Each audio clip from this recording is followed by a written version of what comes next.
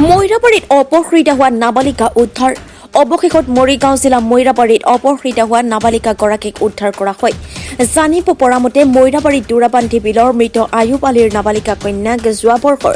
21 ডিচেম্বৰত দিনৰ 12 মান বজাত খালকাটি পথাৰৰ দিলদাৰ হুছেইনকে আদি কৰি চাৰিজনে অপহৰণ কৰি নিছিল বুলি ময়ৰাবাৰী আৰক্ষী থানাত নাবালিকাৰ পৰিয়ালৰ লোকে এজাহাৰ কৰিছিল যোৱা 2 জানুৱাৰীত অসম সংখ্যালঘু সংগ্ৰাম পৰিষদৰ নগাঁও জিলা সমিতিৰ মুছাব্বিৰ আলমৰ নেতৃত্বত এটি দলে নাবালিকাগৰাকীক কামপুৰৰ শালমাৰাৰ পৰা উদ্ধাৰ কৰি ময়ৰাবাৰী আৰক্ষীক চমজাই দিয়াৰ লগতে প্ৰকৃত দোষীক উপযুক্ত শাস্তি দিয়াৰ দাবী জনায় নিউজ টেক্স ৰিপৰ্ট টাইমছ অসম 24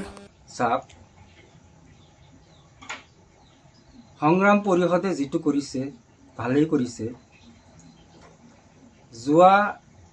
21 ডিসেম্বৰ ছোৱালীজনী অপহৰণ হোৱা বুলি গম পাইছো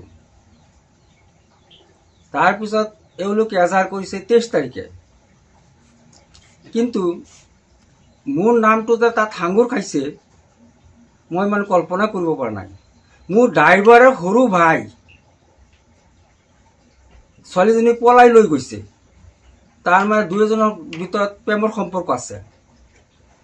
এতিয়া যদি মই ড্ৰাইভাৰক খেদি দিওঁ লাত মাৰি খেদি দিওঁ ড্ৰাইভাৰক এই ড্ৰাইভাৰৰ পৰিয়ালটো আছে তাক কোনোবা খুৱাবনে এটা কথা হৈছে এইটো যেটো অপহৰণ হৈছে বা কিডন্যাপ হৈছে বুলি কৈ আছে এইটো একচুয়ালি মিছা এইটো কিন্তু প্ৰেম লীলা এবাৰ পলাই গৈছে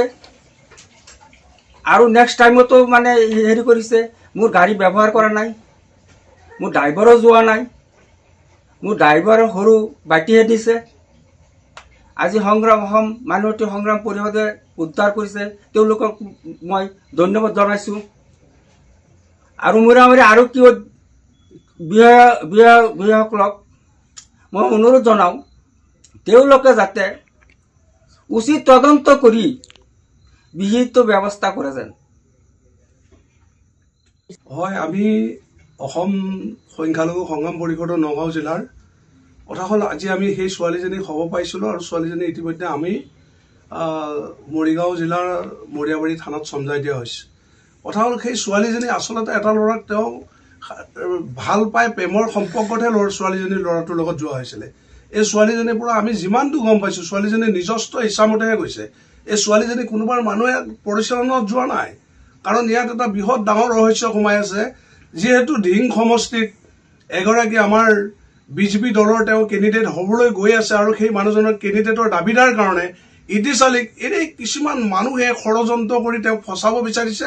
যে এই কেছটোত তেওঁ জড়িত কাৰণ চাওক তেখেতৰ ভাইকে এই ইতিচালি গাড়ী চলাই সেই ল'ৰাটো যিটো ল'ৰাই ছোৱালীজনীক অলৰেডি আপোনাৰ পলাই লৈ গৈছে ভাল পাই প্ৰেমৰ সম্পৰ্কত পলুৱাই লৈ গৈছে সেই ল'ৰাটোৰ দাদাইকে অলৰেডি ইতিচালি গাড়ীখন চলায় কথা হ'ল ইতিচালি গাড়ীখন চলোৱাৰ কাৰণে ইতিচালিয়েতো আৰু ধৰি লওক কোনোবা ল'ৰা এটাই ছোৱালী লৈ যাব তাৰতো দায়িত্ব ইতিচালিয়ে ল'ব নোৱাৰে ইতিচালিয়ে গাড়ীহে চলায় ইতিচালি ইয়াৰ লগত কোনো জড়িত নহয় কাৰণ এইটো এটা মানুহৰ বৃহৎ ডাঙৰ ধৰি লওক চক্ৰান্তত ইতিচালিক এইটো কাৰণে তেওঁলোকে পেলাইছে যে বিজেপি নামটো তেওঁলোকক ইতিচালিক যে ইয়াৰ কেণ্ডিডেটৰ পৰা বঞ্চিত কৰিব লাগে কাৰণ ইতিচালিক ভয় খাইছে খোৱাৰ কাৰণে এইটো কৰিছে চাওক আমি অসম সংখ্যালঘু সংগ্ৰাম পৰিষদে এইটোৱে বিচাৰোঁ যদিহে এই কেছটোত ছোৱালীজনী এই ল'ৰাটোৰ লগত পলাই যোৱাত ইতিচালি আৰু কোনোবা প্ৰমুখে যদি আছে আমাৰ যিটো মৰিগাঁও জিলাৰ আৰক্ষী লগতে আপোনাৰ আমি মৰিয়াবাৰী থানাৰ OC ছাৰকো বা পুলিচ প্ৰশাসনকো আমি অনুৰোধ কৰোঁ এই বস্তুটো উচিত তদন্ত কৰি যিজনৰ নেতৃত্বত এই বস্তুটো ছোৱালীজনী যদি কোনোবাৰ কাবাৰ চক্ৰান্তত পলাই নিছে তেওঁলোকক বিহিত ব্যৱস্থাৰে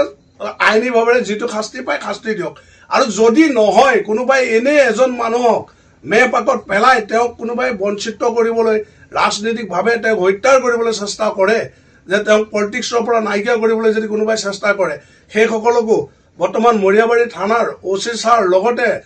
মৰিগাঁও জিলা আৰক্ষী অধীক্ষক প্ৰমুখে গোটেই প্ৰশাসনে উচিত তদন্ত কৰি যদিহে এই মানুহজন তাত জড়িত আছে তেতিয়াহ'লে তেখেতক উচিত শাস্তি দিয়ক আৰু যদি তেখেত তাত জড়িত নাই তেওঁৰ এই ল'ৰাটোৱে ছোৱালী নিয়া ল'ৰাটোৰ দাদাইকক গাড়ী চলাব দিয়াত যদি তেখেতে বেয়া কাম কৰিছে বুলি ভাবিছে তেতিয়াহ'লে কোনোবাই যদি চক্ৰান্ত কৰিছে তেওঁলোকক উচিত ব্যৱস্থা কৰক হয় যোৱা 23 ডিচেম্বৰত মৰিগাঁও থানাত এটা এজাহাৰ হয় যে তেনেকৈ নাবালিকা এজনীক মানে কোনোবা এটা ল'ৰাই পলাই লৈ যোৱা বা অপহৰণ কৰাৰ সন্দৰ্ভত কিবা এটা গোচৰ তৰা হৈছিলে আৰু উক্ত গোচৰ সন্দৰ্ভত আমি এটা নিউজো পাইছিলোঁ। নিউজ পোৱাৰ পিছত এজন মানুহ যিজন মানে ইদ্ৰিছ আলী, তেখেত মোৰ আংকুল হয়, এই তেখেতৰ নামত মানে এটা নিউজ ওলোৱাত মই লগে লগে তেখেতক ইনফৰ্ম কৰাৰ পিছত গম পালোঁ তেখেত এই কামটোত জড়িত নহয়। যিদিনা মানে এই ছোৱালীজনীক লৈ গৈছে সিদিনা গোটেই দিনটো ইদ্ৰিছ আংকুল তেখেত নগাঁও SP অফিচৰ তাতে আছিলে। গতিকে আমি চোৰাংকৈ বা বহুত মানে অলপ হেৰি কৰি কিনে ছেক্ৰেটকে তেনেকুৱা ইনকুৱাৰী কৰি তদন্ত আকাৰে তেনেকুৱা ক'ত আছে কি কৰা মানে এই ফেমিলিটোক ল'ৰাৰ পৰিয়ালবৰ্গক বহুত প্ৰেছাৰাইজ দি কিনে অলপ টেকনিকেলি আমি বহুত চেষ্টা কৰাৰ পিছত আজি প্ৰায় 12মান বজাত আমি ছোৱালীজনী মানে মৰিগাঁও থানাত নি পেলাই মৰিগাঁৱৰ যিজন ভাৰপ্ৰাপ্ত আৰক্ষী বিষয়া আৰু এজনী ASI আছে তাইৰ হাতত আমি চমজাই দিওঁ। আৰু ছোৱালীজনী চমজাই দিয়াৰ আগত আমি মানে ছোৱালীজনীৰ ফালৰ পৰা মানে আমি যেনেকৈ ষ্টেটমেণ্ট অলপ মানে বা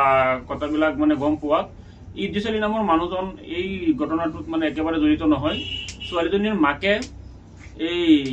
ছোৱালীজনীক যিহেতু 5 দিন না 7 দিন কম আছিলে, আজিৰ ডেটত ছোৱালীজনী অলৰেডি 18 বছৰ পাৰ হৈ গ'ল। গতিকে 4-5 দিন আগতে ছোৱালীজনীক 3 তাৰিখে এই জানুৱাৰী 3 তাৰিখে বিয়া দিব বুলি মানে তাৰ মাকে ক'ৰবাত মানে বেলেগ ল'ৰাৰ লগত মানে ঠিক কৰাত ছোৱালীজনী নিজে উপজাচি মানে এই ল'ৰাটোৰ কিবা মিতিৰৰ ঘৰত মানে থাকিবলৈ যায়। গতিকে উক্ত ঘটনাটোত মানে অসম আৰক্ষী প্ৰশাসন আমাৰ যিজন মৰিগাঁও থানাৰ ভাৰপ্ৰাপ্ত আৰক্ষী বিষয়া মহোদয়ক অনুৰোধ জনাওঁ যে উক্ত বিষয়টোত মানে কোন আচলতে দোষী এই তেওঁক মানে আইনী প্ৰক্ৰিয়াৰে মানে উচিত তদন্তক্ৰমে তেওঁৰ ওপৰত বিহিত ব্যৱস্থা লওক। কিন্তু যোন মানুহ ইয়াত জড়িত নহয় তেওঁলোকক মানে এই কেছটোৰ পৰা মানে মোকলাই দিব লাগে। আমি অসম সংখ্যালঘু সংগ্ৰাম পৰিষদ ফালৰ পৰা মানে এইটো দাবী জনাইছোঁ।